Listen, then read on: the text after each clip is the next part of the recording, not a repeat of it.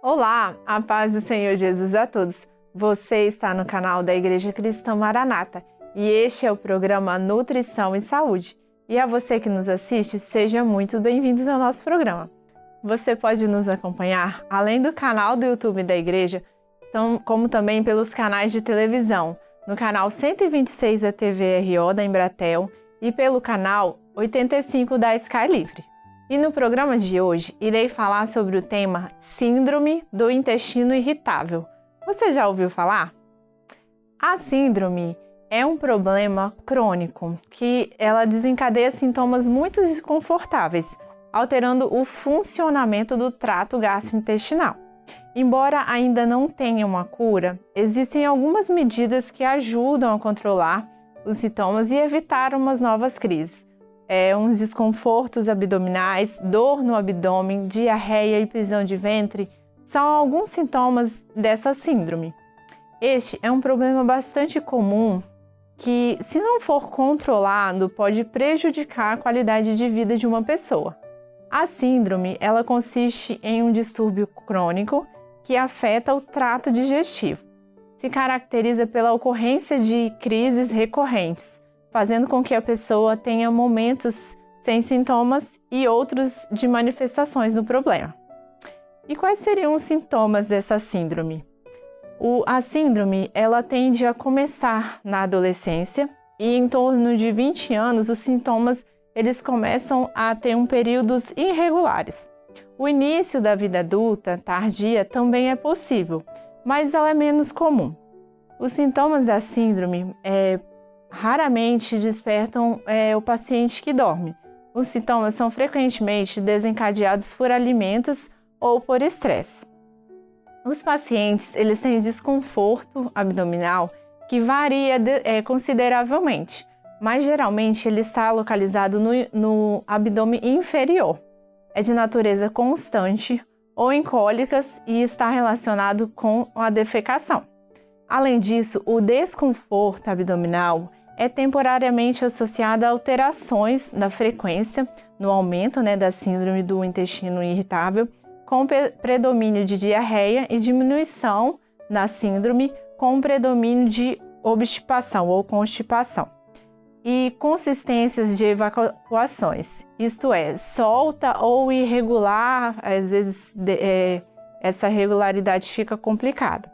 Dor ou desconforto relacionado com a defecação é suscetível de ser de origem intestinal. Dor ou desconforto associado a exercícios, movimento, micção ou até mesmo menstruação geralmente tem uma causa diferente. Embora os padrões intestinais sejam relativamente consistentes na maioria dos pacientes, não é incomum que os pacientes alternem entre obstipação e diarreia. Os pacientes também eles podem ter sintomas de alteração da passagem das fezes, o esforço, urgência ou sensação até mesmo de uma evacuação incompleta, eliminação de muco ou queixar-se de meteorismo ou distensão abdominal. Sintomas como, por exemplo, fadiga, na fibromialgia, distúrbio do sono, cefaleia também são comuns. Mas o que exatamente provoca esta síndrome? O que causa esta síndrome? Como você já viu e falamos anteriormente, a síndrome ela é um problema crônico e ainda não se sabe exatamente o que provoca essa síndrome, mas é possível identificar que fatores que se relacionam com ela, um deles são as próprias contrações do intestino. Ele é composto por músculos que realizam essas contrações conforme os alimentos seguem pelo trato digestivo. Quando essa musculatura se contrai com muita força e de um modo prolongado, a pessoa pode ter diarreia, gases e até mesmo inchaço.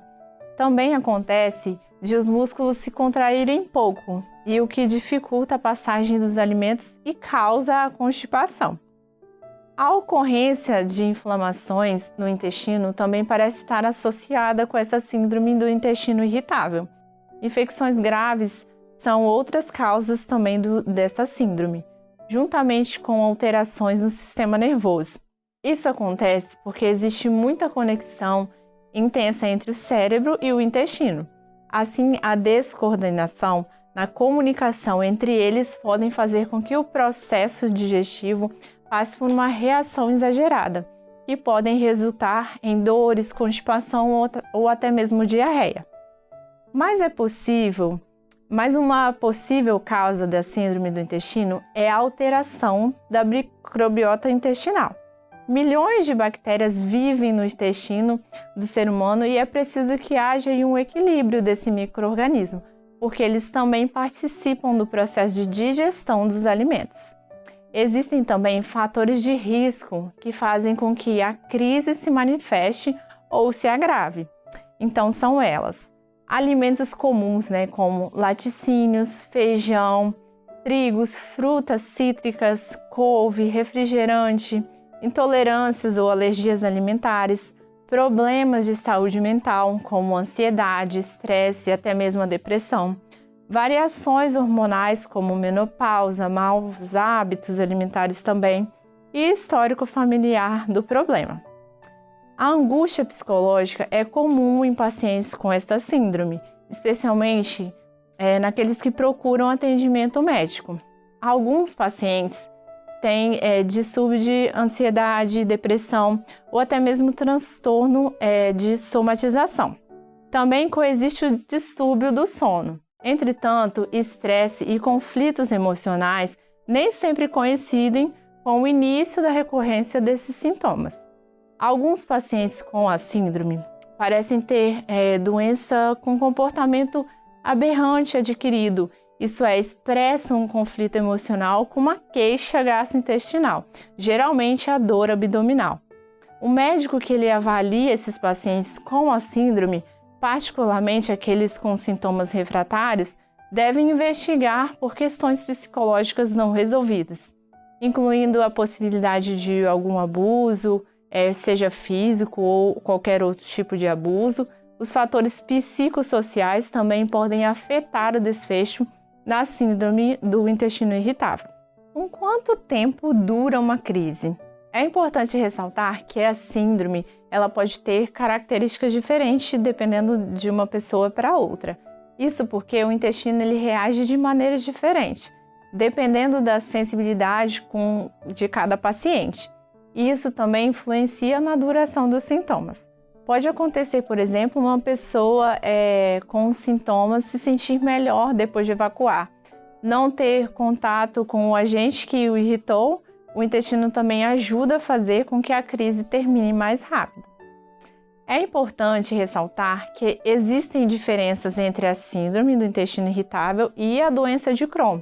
Embora algumas pessoas confundam essas duas condições, no caso da síndrome, consiste em um problema que afeta o trato digestivo, podendo causar diversos desconfortos e também diarreias ou até mesmo constipação.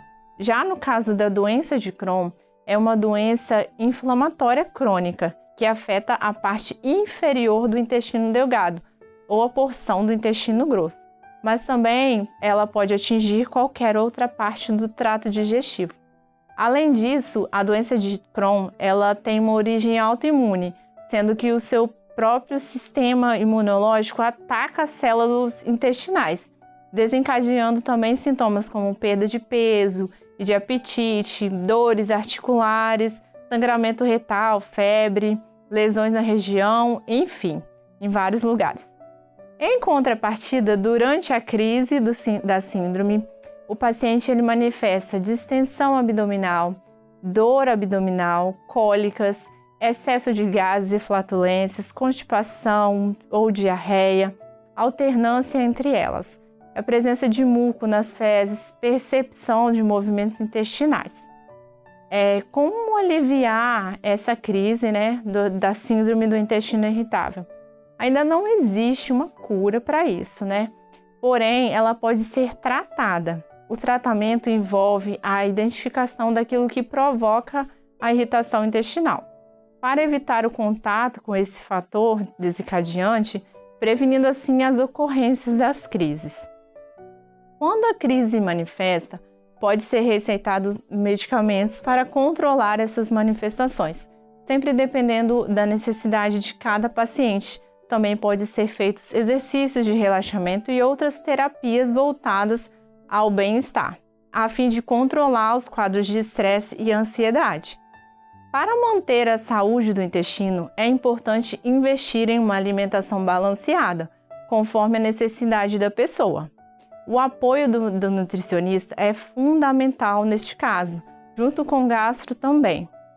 Muitas vezes, suplementos de fibras são bem-vindos quando a síndrome provoca constipação.